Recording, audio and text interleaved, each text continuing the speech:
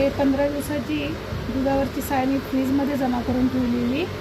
आता मी याचं तूप कसं बनवायचं ते सांगते. सगळं कुस्करून घ्यायचं.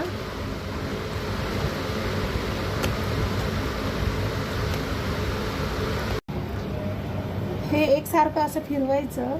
ह्याची साय ह्याचं लोणी खूप जास्त निघते आणि ह्याला फ्रीझरमध्येच ठेवायचं जमा करून 10 दिवस 15 दिवस जसं तुम्हाला शक्य असेल त्याप्रमाणे जमा करायचं. हे बघा लोणी झालं माझं काढून. आता मी याच्यामध्ये थंड पाणी टाकते आणि लोणी काढते.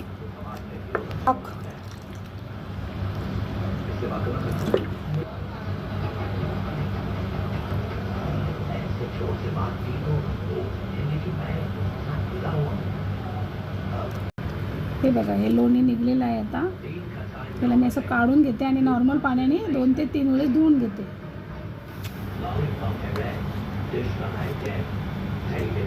लोणी काढलेलं आहे आता आणि हे पाणी काही उपयोगाचंच नाही आहे. हे पाणी टाकून द्यायचं. साधं पाणी टाकलेलं आहे. पाण्याने याला स्वच्छ धुवून घ्यायचं. 2 ते 3 वेळा धुवायचं. हे बघा ताप आहे. एक वेळ झालं धुवून माझं. आता हे एकदा धुते परत एक वेळ.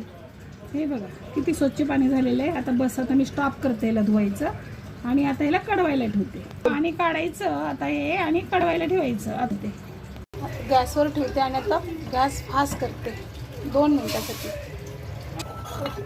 उकळी येईपर्यंत थांबायचं आणि नंतर गॅस स्लो करून टाकायचा. स्लो गॅसवरच होऊ द्यायचं. हे तूप करून झालेलं आहे.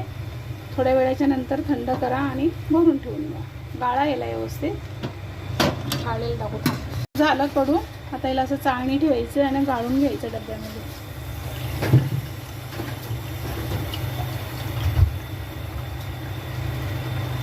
तसं तरी थंड झाल्याने गाळायचं, पण तुम्हाला दाखवण्यासाठी मी गरम गरमच घेते गाळून. हे बघा एवढं तूप निघलं 15 दिवसाच्या ह्याच्यामध्ये. 15 दिवसामध्ये एवढं तूप झालेलं आहे. आता हे गाळलेलं आहे. ह्याच्यामध्ये मी साखर टाकते. परत हे गाळलेलं ह्याच्यात साखर टाकते. व्हिडिओ नको करू, बंद आहे ना. बारीक करायचं.